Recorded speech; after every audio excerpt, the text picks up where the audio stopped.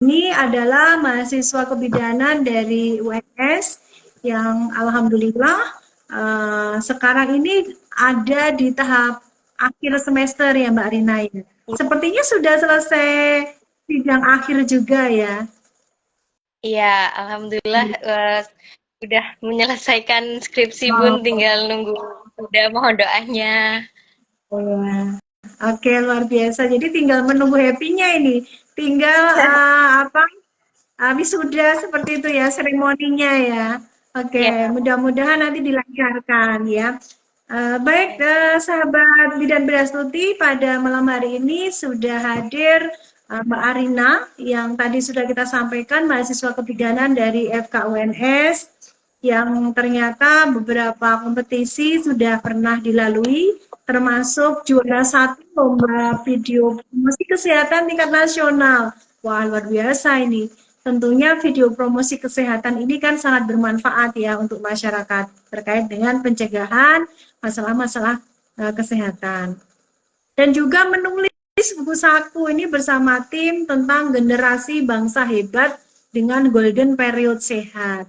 Nah, ini kalau kita kaitkan dengan topik kita malam hari ini adalah sebenarnya masih dalam suasana ini Mbak Arina, Hari Kesehatan Anak Nasional ya. Jadi kalau kita bicara stunting ini sepertinya nyambung ya Mbak Arina ya, seperti itu. Mudah-mudahan nanti juga apa pendengar, sahabat-sahabat saya, sahabat-sahabat bidan Beastuti ini mendengarkan dan ada manfaatnya. Nah, barangkali Mbak Arina, mungkin untuk mengawali obrolan kita, saya akan mencoba mengupas salah satu apa ya aktivitas yang sudah dilakukan Mbak Arina yaitu tentang tulis tadi. Ya, saya mendapatkan tulisan dari Mbak Arina ini seperti banyak sekali bicara tentang pencegahan stunting ya Mbak.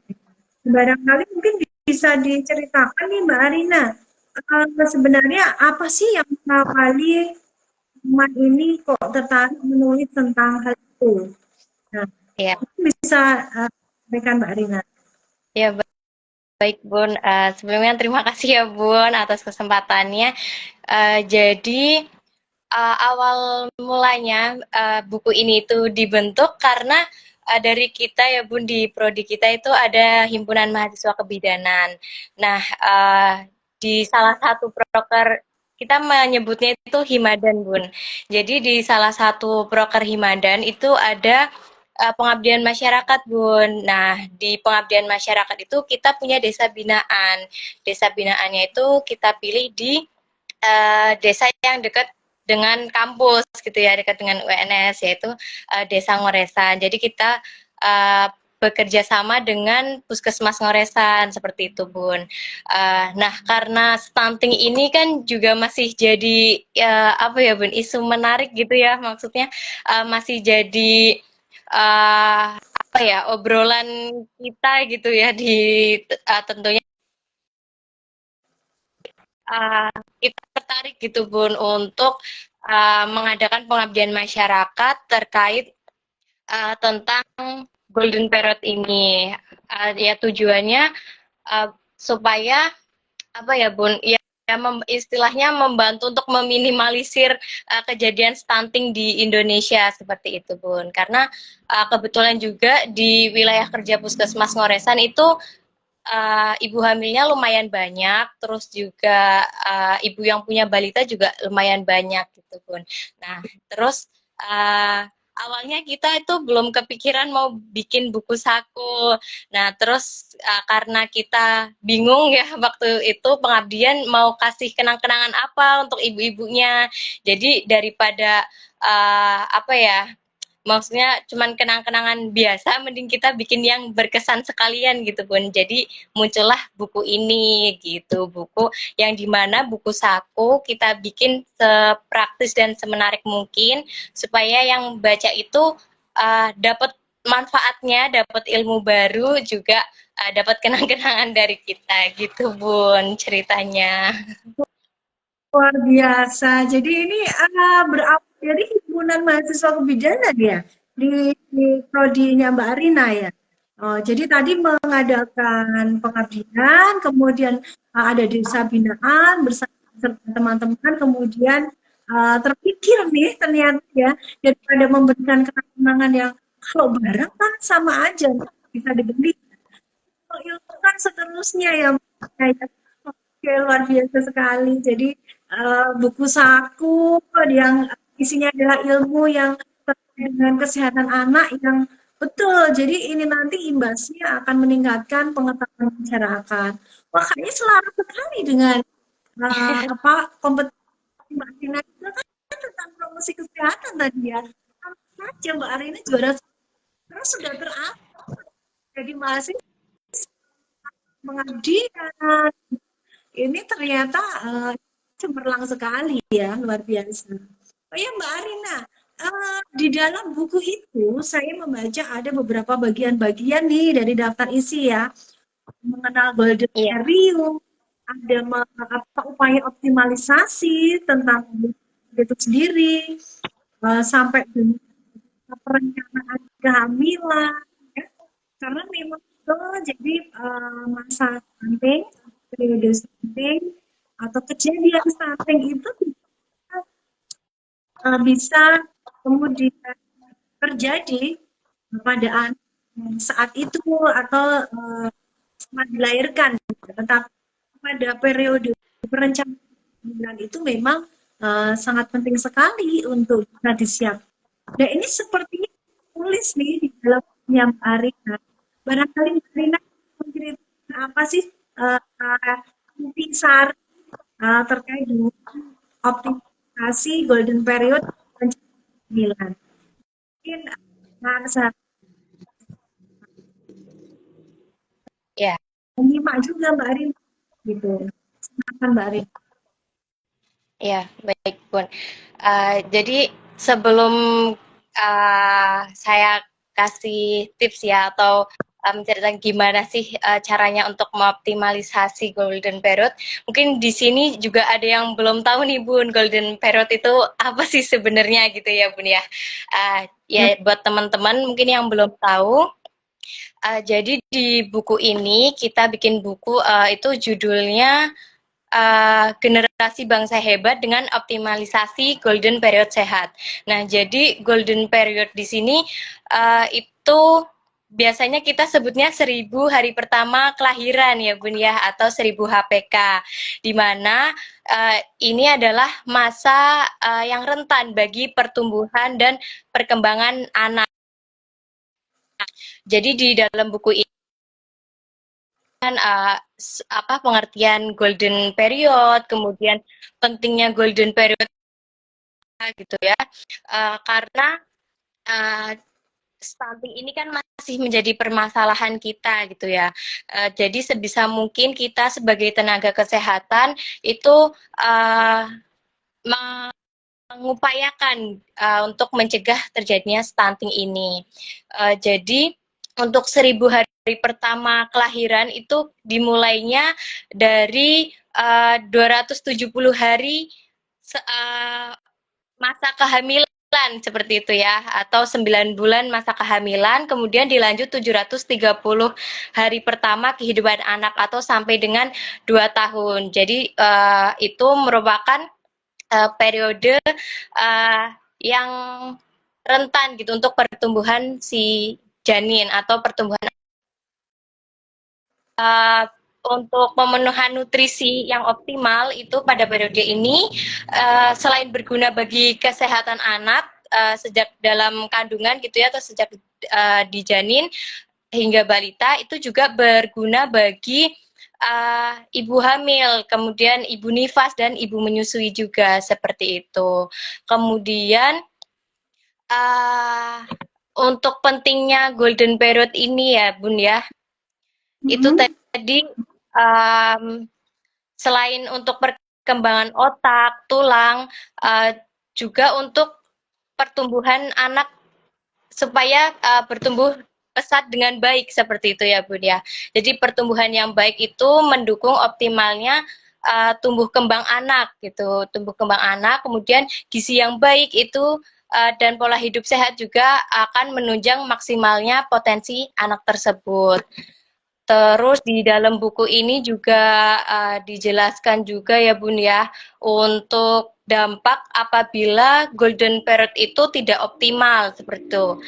Jadi uh, jika nutrisi anak ini tidak optimal dan pola hidup anaknya ini kurang baik, itu maka nanti akan beresiko pada anak, sehingga anak itu nanti akan stunting gitu ya, atau pertumbuhannya lebih terlambat atau tidak sesuai dengan usianya seperti itu. Karena stunting ini dari pengertiannya sendiri gitu ya, stunting ini merupakan gizi kronis yang menyebabkan tinggi badan anak itu tidak sesuai dengan usia teman-temannya. Jadi ibaratnya teman-temannya itu sudah sampai A, sudah sampai B, dia masih sampai A seperti itu. Itu gambarannya seperti itu. Kemudian untuk upaya-upayanya ya Bun ya, upaya-upaya optimalisasi golden period. Jadi di dalam buku ini Bun itu udah dijelasin jelas juga ya, maksudnya secara lengkap. Jadi untuk optimalisasi itu dia dimulai dari masa prakonsepsi. Jadi dari si ibu ini belum hamil gitu ya, atau bahkan dari si perempuan ini belum menikah gitu. Jadi harus disiapkan dari sedini mungkin gitu. Yang pertama dari masa prakonsepsi, terus kemudian masa kehamilan, kemudian masa nifas dan menyusui, kemudian masa baduta atau di bawah 2 tahun seperti itu. Jadi di dalam buku ini juga sudah dijelaskan tips-tipsnya. Kalau di masa prakonsepsi itu harus bagaimana, apakah harus menjaga pola makan atau menjaga kesehatan gitu, itu sudah dijelaskan semuanya. Kemudian di masa kehamilan tentunya ibu hamil ini perlu pemeriksaan rutin ya Bun ya gitu. Jadi supaya untuk mencegah agar janinnya tidak mengalami stunting nantinya, itu bisa disiapkan dari masa kehamilan, tentunya dengan cara pemeriksaan ANC yang rutin, kemudian minum tablet tambah darah yang rutin juga. Terus sekarang mungkin selain dari tablet tambah darah juga sudah disarankan untuk ibu hamil mengkonsumsi asam folat gitu ya Bun ya. Karena asam folat ini juga baik untuk membantu pertumbuhan dan perkembangan saraf janin seperti itu. Karena waktu saya praktik ya Bun ya, itu pernah juga menemukan kasus ternyata jadi ada ibu hamil udah mau melahirkan, tapi pas ditanya buku KIA, karena udah mau melahirkan tapi kok nggak punya buku KIA gitu. Terus setelah digali gitu ya, ternyata si ibu ini nggak pernah periksa sama sekali Bun ke puskesmas ataupun ke klinik gitu. Jadi karena dia takut gitu ya, takut disuntik, takut jarum gitu, jadi dia nggak mau Bun buat periksa. Jadi selama hamil dia nggak pernah periksa gitu. Jadi mungkin kedepannya untuk pembelajaran ya, mungkin bunda-bunda sekalian atau teman-teman nantinya yang akan menjadi ibu, kalau misal kalian misal takut disuntik, takut jarum, itu jangan menjadi penghambat kalian untuk periksa kehamilan gitu. Karena periksa kehamilan ini sangat penting untuk memantau kesehatan ibu juga janinnya. Terus juga mungkin di masa kehamilan ini apalagi ya tipsnya untuk mengoptimalkan ya, mungkin ini ya Bun ya, tenaga kesehatan itu nggak ada habisnya, nggak ada capeknya buat ngingetin ibu hamil untuk menjaga asupan gizi gitu. Jadi asupan gizi perlu diperhatikan. Kemudian di masa nifas dan menyusui itu juga sama, sebisa mungkin bayinya setelah lahir itu diberi ASI dan diberi ASI secara eksklusif gitu, atau sampai umur 6 bulan seperti itu. Kemudian nanti di masa baduta juga bisa dilanjutkan dengan MPASI seperti itu, diberikan makanan-makanan bergizi seimbang. Terus apalagi ya Bun ya? Ini di buku sini lumayan banyak sih Bun. Itu tadi ya dari masa prakonsepsi, masa kehamilan, masa nifas menyusui, terus ada juga pada masa bayi di bawah 2 tahun. Terus di dalam buku ini juga ada ini Bun, pedoman dan prinsip gizi seimbang gitu. Mungkin ada yang mau ditanyakan lagi, Bun? Ada yang kurang jelas atau gimana ini? Baik. Oke, Mbak Arina. Itu biasa ya, ternyata satu buku saku ini sudah akan dari persiapan tadi ya, hitungan dari kan harapannya Hakika tadi ya, 1.000 hari, 1.000 hari, mulai periode persiapan, kehamilan, buku ini sampai dengan masa bahkan eh, sampai dengan bayi lahir dan sampai bayi anak berusia 2 tahun kan balita balita seperti itu ya. Nah, Iya. Mbak Arina, saya sangat kan ini kan Mbak Arina waktu itu masih jadi mahasiswa dan sekarang belum wisuda tapi kan sekarang sudah untuk calon bidik ya tinggal seremoni aja. Nah ini waktu melakukan itu di semester berapa itu Mbak? Semester berapa ya, Bun? Lu?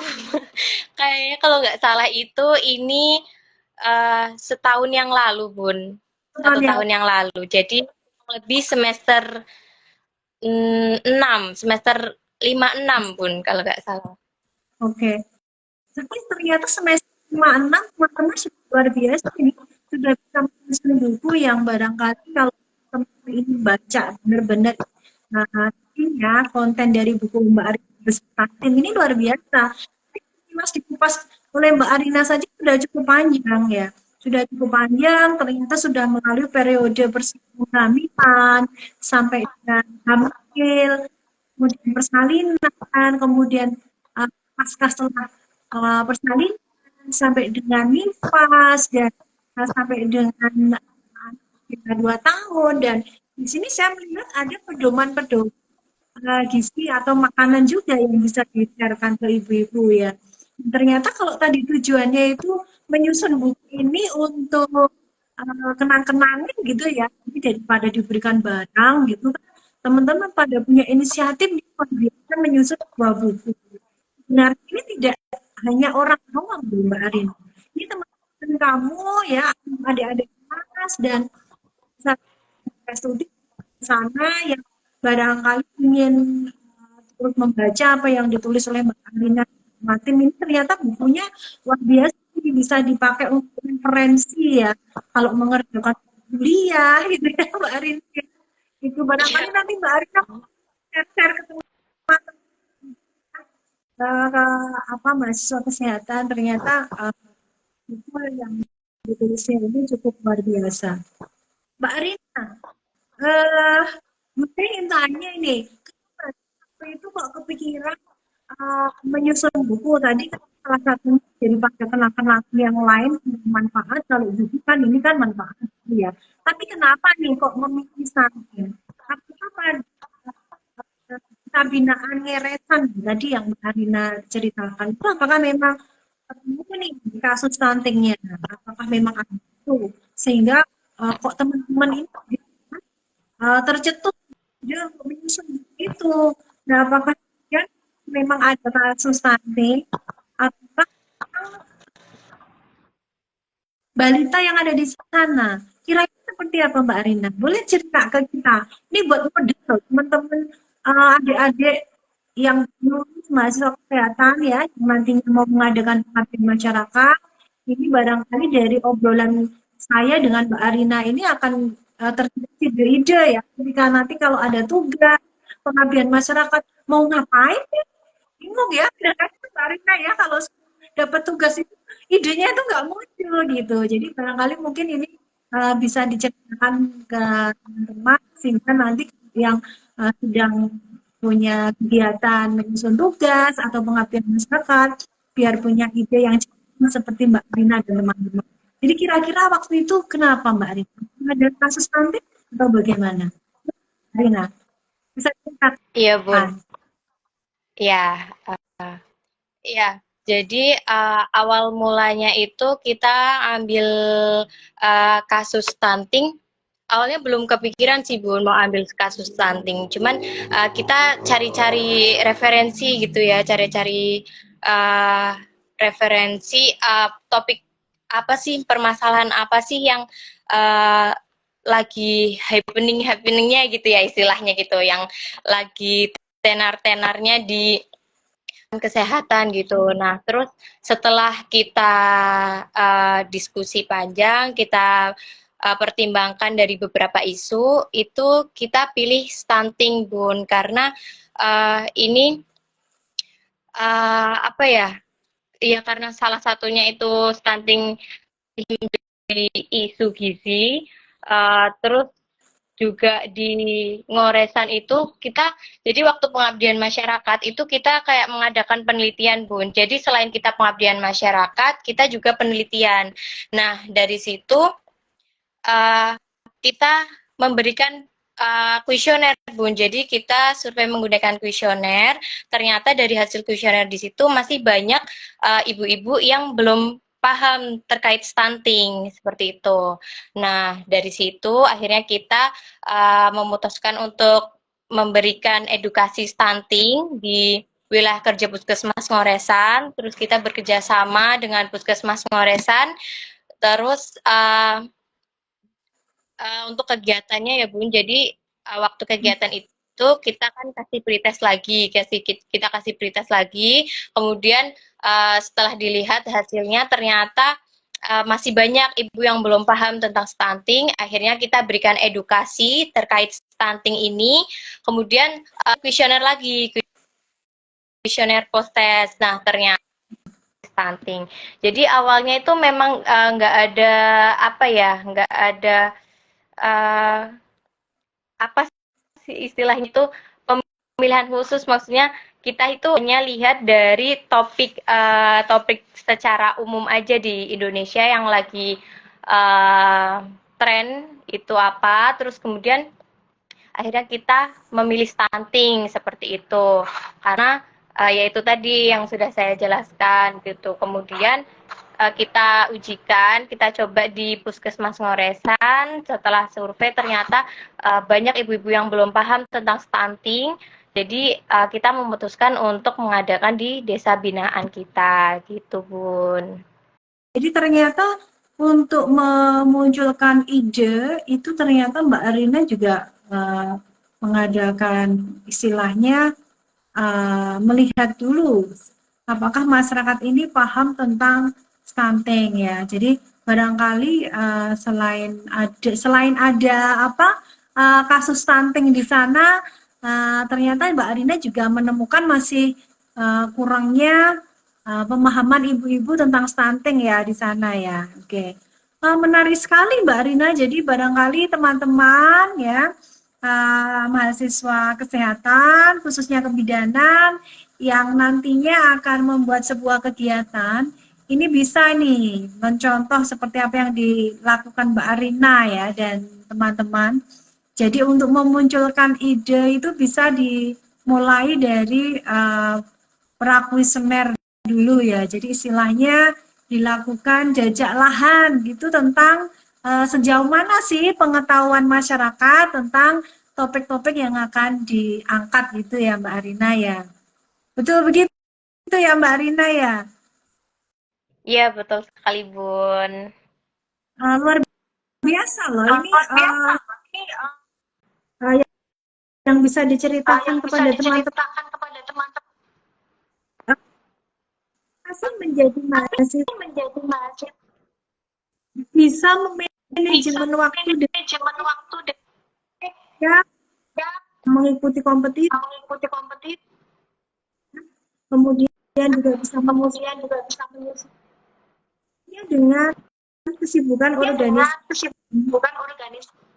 Ya Bun, jadi apa ya Bun ya tipsnya ya? Jadi karena mungkin Dulu waktu masih dari semester awal sampai semester 6 mungkin karena belum ada praktek lahan gitu ya, jadi mungkin masih bisa fokus kuliah sama organisasi gitu.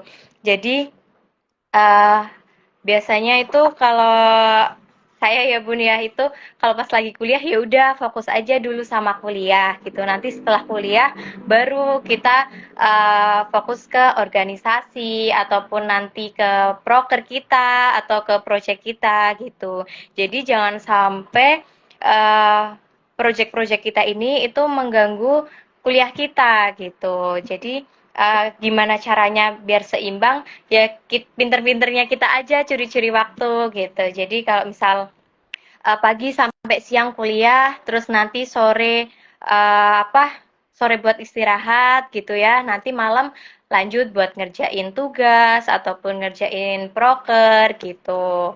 Terus mungkin kalau waktu semester 6 ke semester 7 sampai ini ya semester akhir jujur lumayan hektik ya Bun ya.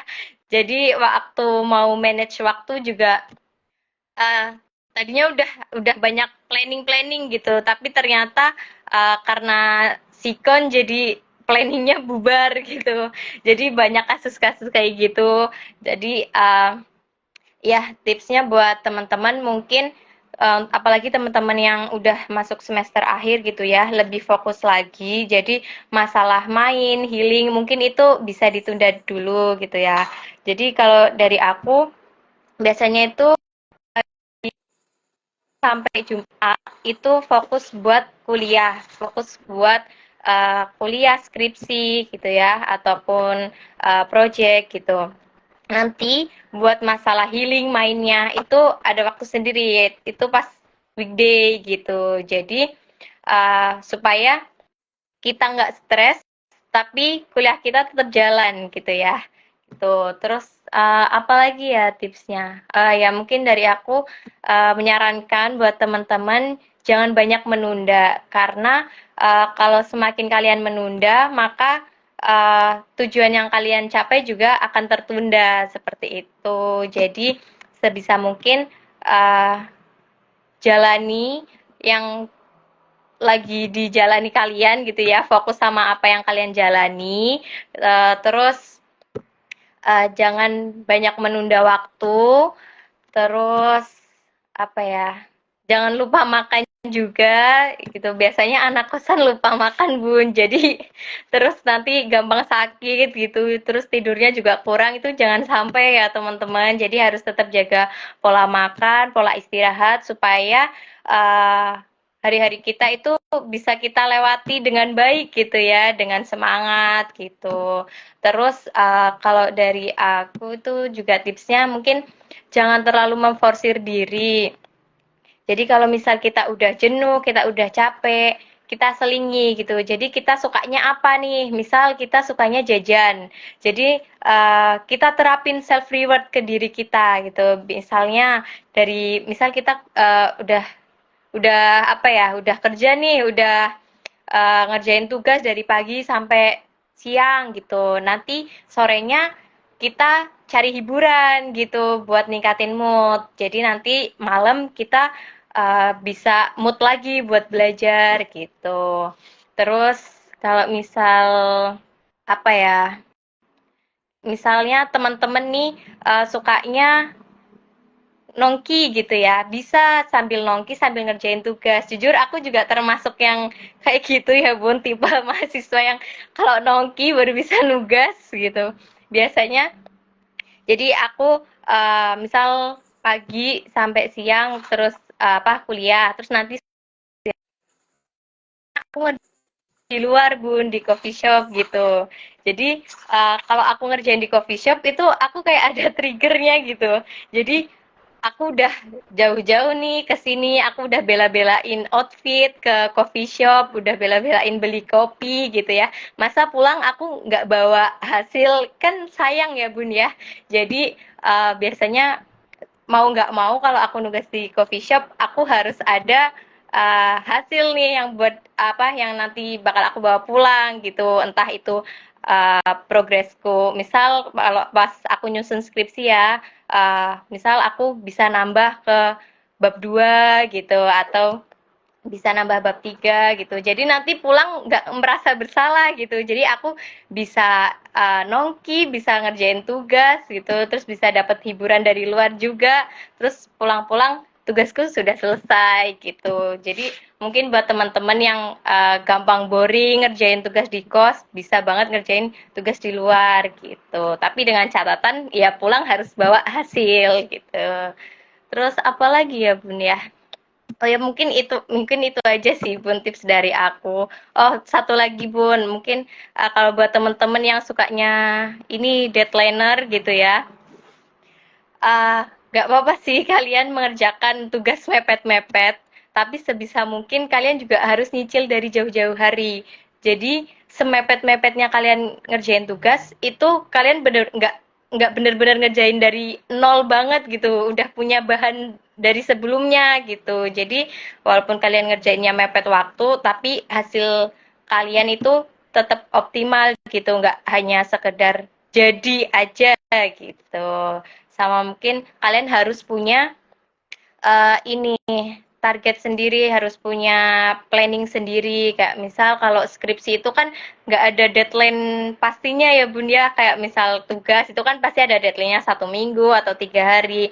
Kalau skripsi ini kan panjang ya. Jadi sebisa mungkin pinter-pinter kita untuk bikin planning. Misalnya kita harus target seminggu itu harus selesai bab 1, nanti minggu depan selesai bab 2 gitu. Itu mungkin kayak gitu Bun. Jadi uh, kitanya nggak stres, tapi tugas kita juga jadi gitu. Tugas kita selesai tepat waktu gitu Bun.